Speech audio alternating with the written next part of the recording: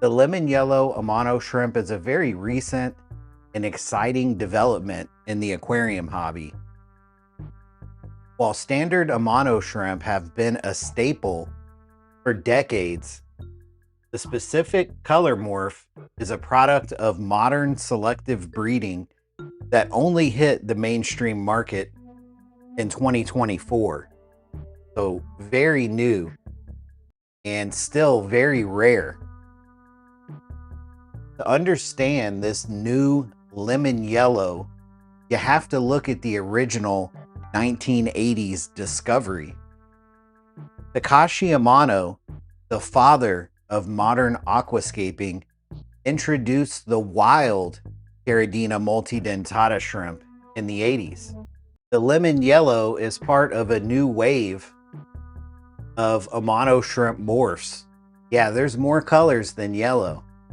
It was developed alongside the new snow white and sun orange varieties of Amano shrimp.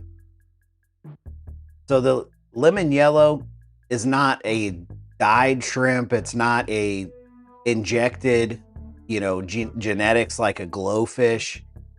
This is technically a form of a mutation that, although it's very, very rare, those breeders in Taiwan were smart enough to separate out these mutations and selectively breed them together to produce a stable line of yellow Amano shrimp like we see here in the video. And up until now, this was just never an option. So why are these yellow Amano shrimp a big deal? And what is it that I do that's different than what the hobby has said for decades now about breeding Amano shrimp? How is it that I'm able to breed Amano shrimp and raise the babies successfully without using any of what has been known as complicated and hard to reproduce methods of raising their babies? We're going to talk about that today as we look at these yellow Amano shrimp. And we're also going to be taking a close look at some of the differences in the pregnant females that we've got in here. Now, I just added some really tiny food to this shrimp tank here, so they're all kind of scurrying around trying to figure out where the source of the food is, because they're too greedy to just sit in place and feed off of the little particles of food that you see floating around. Breeding Amano shrimp, the actual process to get to where we see this female here that has literally thousands of eggs under her tail, that process is automatic. There's nothing you need to do out of the ordinary as a shrimp keeper with your Amano shrimp to get to that stage, to get to the level of having a female Amano shrimp that's going to give you thousands of babies in your freshwater aquarium. It doesn't matter if it's a shrimp only tank like this or if it's a community aquarium. If you keep your Amano shrimp simply fed and in, decent water conditions, healthy, they're going to produce those babies all on their own without any intervention from you as far as breeding is concerned. If you're interested in breeding Amano shrimp, or maybe you're just kind of captivated at the difference between this kind of shrimp and the shrimp that you are used to, like Neocaridina shrimp or even wild type Amano shrimp, come along with me today on this journey where we're going to discuss it in detail. So before the lemon yellow Amano shrimp, if you wanted an Amano shrimp, you're pretty much limited to the wild type colorations. And if you wanted a color of shrimp, you would need to get a Neocaridina shrimp or a Caridina shrimp. And look at what we have here. I just noticed this is an Amano shrimp larva right here in the center of the screen. So one of those two females out of the three has started to release larvae today. So these lemon yellow Amano shrimp offer the best of both worlds between Neocaridina shrimp in Amano shrimp. They have all the color that you would normally get with like a golden, a yellow golden back Neocaridina shrimp or a 24K yellow Neocaridina shrimp. They've got all that color pop, but they've got the size and the algae eating capabilities of the Amano shrimp, which is unmatched. There's not a single other shrimp, fish, or snail that's going to eat as much algae and as many different kinds of algae as an Amano shrimp. They are really, at this point, their reputation is well known in the hobby. So by getting colorful Amano shrimp, we're really starting to bridge the gap between what has traditionally been known as more of a workhorse of the aquascape or community tank or planted aquarium and more of an ornamental addition.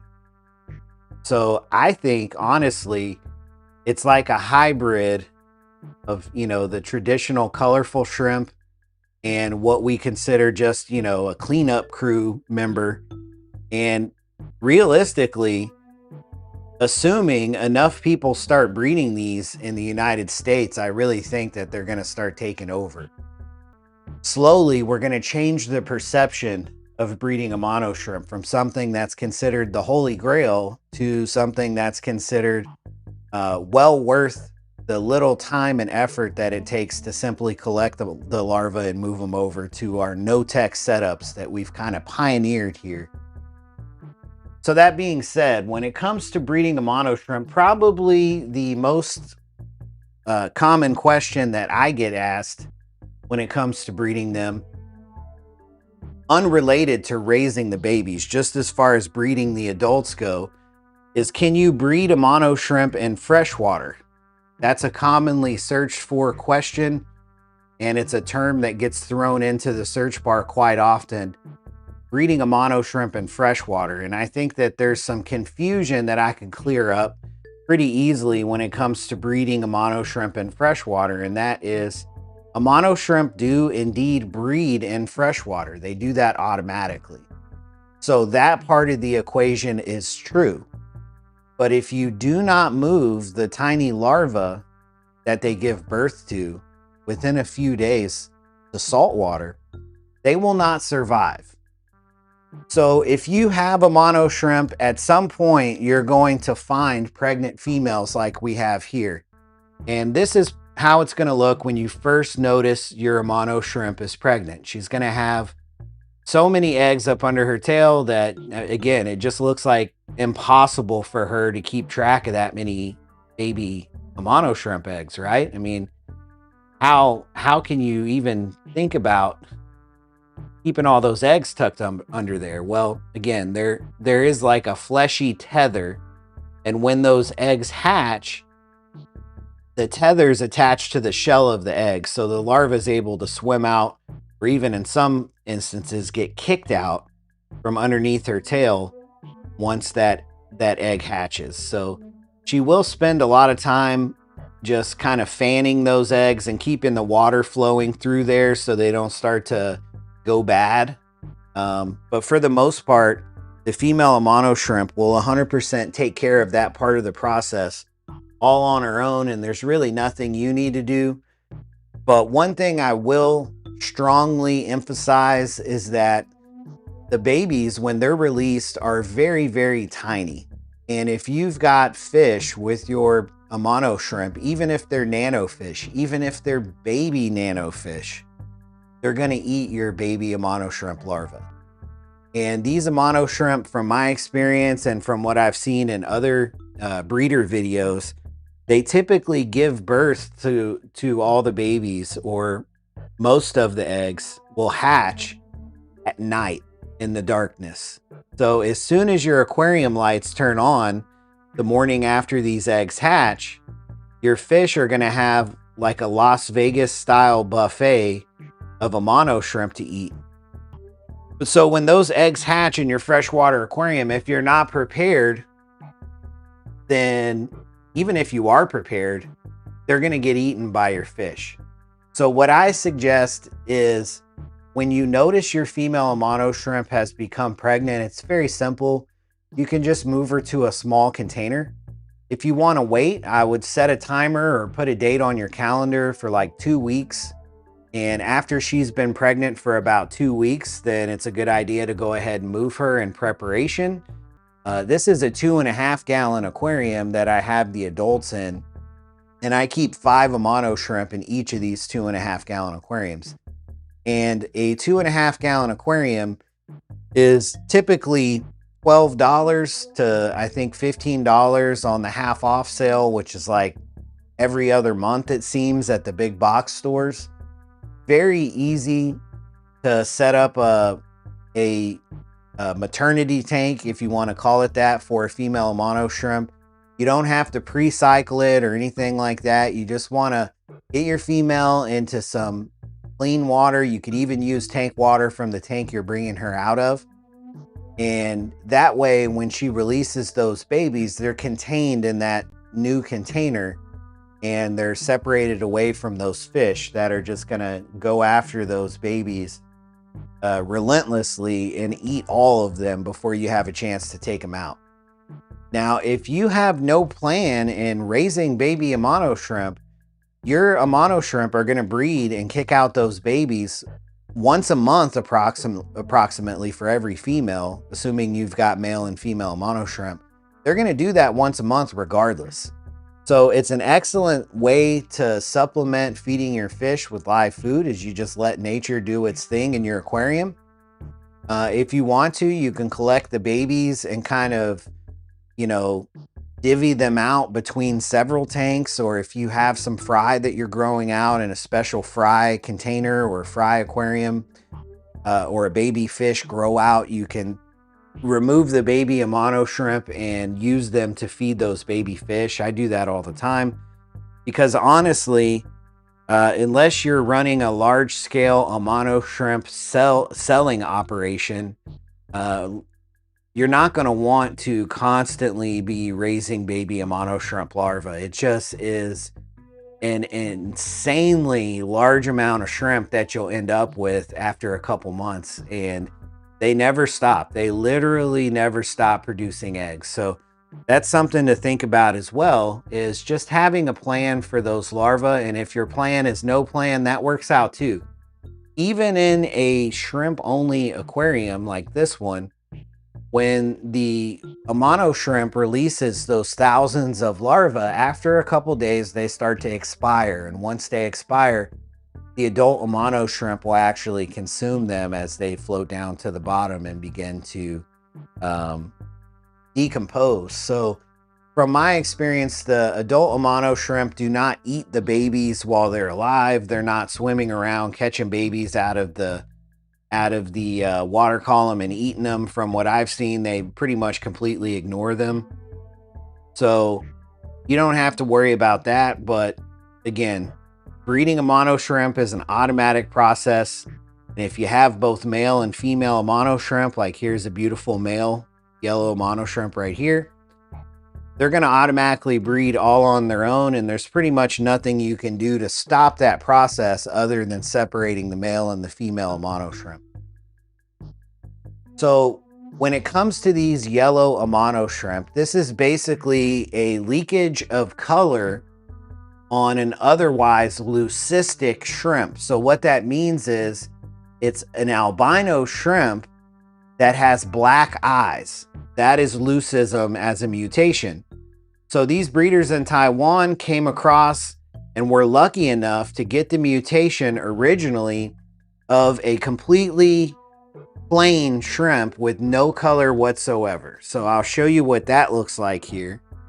These are snow Amano shrimp, and the snow Amano shrimp are leucistic Amano shrimp. This is a black eye albino Amano shrimp. They have no color whatsoever. They have no pattern. And if you look at the history of colorful Amano shrimp in the hobby, these snow Amano shrimp were the first of the colorful mutations to debut that were patternless. So this is, again, a black eye albino that has no pattern and no color. And without a doubt, by breeding these leucistic Amano shrimp together, eventually a new mutation was discovered. And that new mutation was the leakage of yellow over this patternless, colorless shrimp. And that is how we ended up with the yellow Amano shrimp. So those are some brand new crypts right there that I put in here about a week ago, and they're doing their crypt thing and completely melting away. And these Amano shrimp are on top of it. They're eating those leaves as fast as they can melt away. And what's going to be interesting to see, and you can kind of already see some new nubs of the plant growing in, those tiny green leaves that are starting to appear.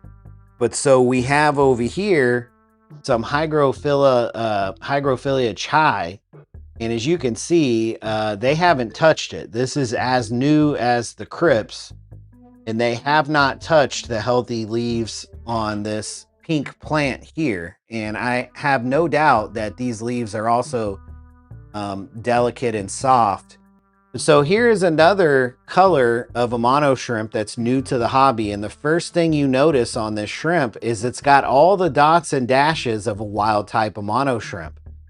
So this is not a leucistic morph. This is just selective breeding of wild type Amano shrimps to isolate this orange coloration. And in my particular breeding setup that I've got going on with these orange Amano shrimps, I've tried to select the most red of the offspring to put back with the adults, and even replace some of the more orange adults so that I can hopefully slowly kind of persuade this colony over time into more of a red base coloration. But those dots and dashes are always going to be there, and it just gives it a beautiful appearance, but definitely a completely different appearance than the solid coloration of these yellow Amano shrimp. So very, very cool look to these yellow Amano shrimp, and it's something that, again, it's pretty rare in the hobby to come across at this point. So again, can you breed Amano shrimp in freshwater? Yeah, they breed themselves in freshwater, but the tiny little larvae are not going to survive unless you move them to saltwater. So we're going to get into that part of the equation. This is where we get into the part of breeding Amano shrimp that everyone's afraid of, that everyone's intimidated from trying. And that is the Amano shrimp saltwater grow out tank. This is saltwater. This is not freshwater. This is saltwater. And this is the part that intimidates most shrimp keepers. And it doesn't need to be intimidating because it's incredibly simple to set up. When I found out how easy this could be done, I was actually quite shocked at how simple it is. So what I use, and I'll show you here in the video, is Instant Ocean aquarium salt. But this is Instant Ocean. Creates the ideal marine aquarium. So what you don't want to use is what I would call regular aquarium salt. And it's kind of confusing because you would think, well, why wouldn't I use aquarium salt for a saltwater aquarium? So what I'm calling regular aquarium salt is the kind of salt you would use for live bears in freshwater. You would use it typically to hatch brine shrimp. You would use regular aquarium salt to treat some illnesses and diseases in freshwater fish. And although it is salt, it's not marine salt. It's not like ocean salt. There's instructions on the back of the bag that tell you how many cups of aquarium salt to use per gallon of water. I use RO water. I don't use tap water. My tap water is like 1,000 TDS, and if I was to use tap water, it would likely be so hard that the baby shrimp would have problems molting. So I use RO water, but you just mix it up real good, let it sit for 24 hours, and that's it. now you're ready to grow a mono shrimp larva. That's not complicated whatsoever. It's actually really easy, right? So just something to think about. Now in this aquarium, you do see I have a brine shrimp in there up in the mix, swimming towards the middle of the screen there. I tried to take out all of them, and it looks like I missed that one. It was probably a baby at the time. But if this doesn't explain to you how easy it is that there's just a brine shrimp chilling in here, I don't know how else to explain it, because raising brine shrimp is incredibly easy. We do it as kids with the little sea monkey kit. It's just a little plastic container of salt water. You're not measuring the salt water for the sea monkey kit when you're a kid with a refractometer, right? Or a hydrometer. You're just adding the little packet of salt and eggs to the water and waiting for them to hatch. Well, the mono shrimp are little larvae, just like baby brine shrimp. They're planktonic.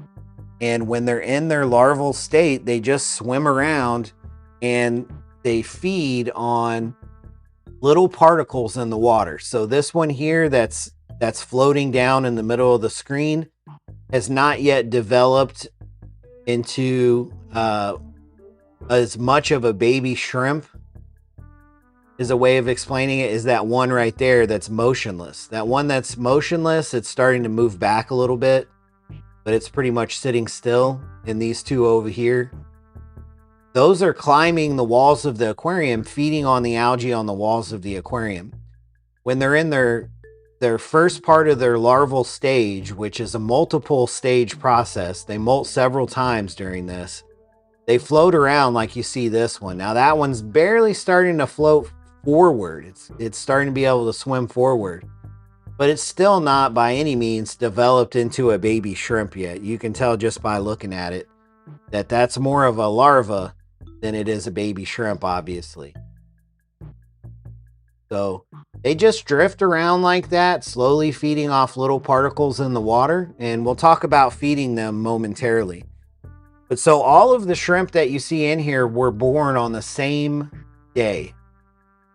I moved them all in here at the same time, and they do seem to develop at different rates. So some of them are already on the wall here, like that one in the back, just chilling. And you can see even from the top, it's really got a shrimp-like shape to it. There's one here on the front glass I can try to focus in on. So this is on the front glass, and you can see just how much it looks like a little shrimp. But there's another one here that is really cute. It's even smaller than that one we just looked at. And it's resting on a piece of algae that's growing on the surface of the water there. But you can see here, although it doesn't look like the rostrum or nose area of this shrimp is fully developed yet, its body overall looks way more shrimp-like than these ones that are just drifting around, floating in the water column here towards the back, like that one there. I mean, that one's still, it's getting pretty close, but it's not quite there yet. So this one here, even though it's actually smaller than the one I just showed you, and that's a great point to bring up as well, the size of the shrimp does not exactly dictate what level of development it's at. So you will have some shrimp that are smaller than others that are ready to come out. You'll have some shrimp that are larger than others that aren't ready to come out yet. So one thing I look for whenever I'm determining whether or not the shrimp is ready to come out is a few things. That rostrum is one of the last parts of the shrimp to develop, but I mean, we're looking at this particular baby shrimp with a high zoom macro lens and stuff. So with the naked eye, it's kind of hard to see a rostrum on a shrimp this size. I'll put my thumb up here so you can get an idea of just how small that is. I mean, that's a tiny little shrimp. About the size of a brand new newborn Neocaridina. And this shrimp is over a month old. It's probably about a month and a week at this point. So when it comes to feeding these Amano shrimp, how do I feed the Amano shrimp? That's something that is probably on most people's minds when they ask me questions about feeding Amano shrimp, so we'll touch on that.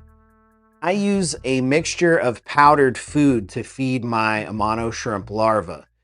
And when I feed them, I kind of think of it more like culturing infusoria than feeding Amano shrimp. And I don't want to make this sound too complicated because it's really not complicated at all.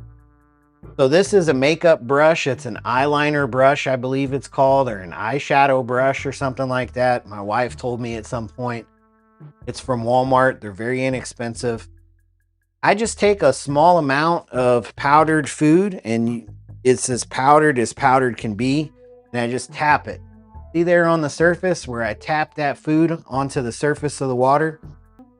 So I tap a tiny amount of powdered food in there once a day, and that powdered food feeds infusoria.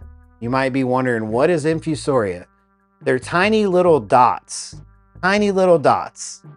And the easiest way to explain what infusoria is just to show you with a flashlight. So I'll do that.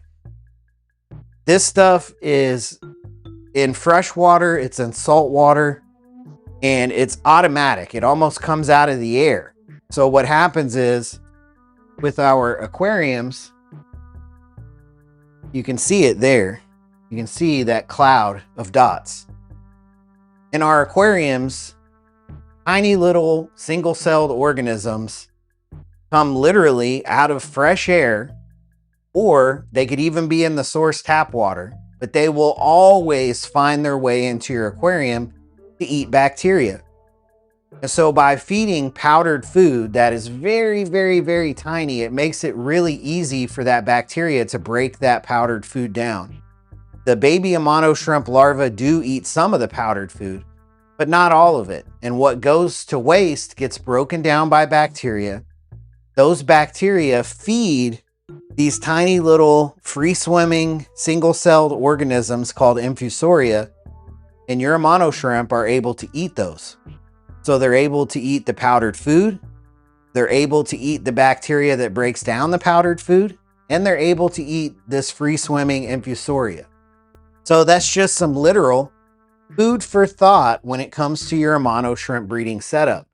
Now here's a challenge for you at home. You see, I moved my flashlight here to my yellow Amano shrimp breeding tank, and look at what we have here. This is infusoria free swimming around in this shrimp tank, and this is a no airstone aquarium. That sponge filter is not hooked up to anything. And all of that infusoria is currently swimming up towards the light. And adult Amano shrimp, even Neocaridina shrimp, they're filter feeders, and they can eat this infusoria, as well as little tiny baby fish can eat it, just like it's thought of that green water is healthy for fish fry. So is infusoria, and there's a pretty good chance that you already have it in your aquarium.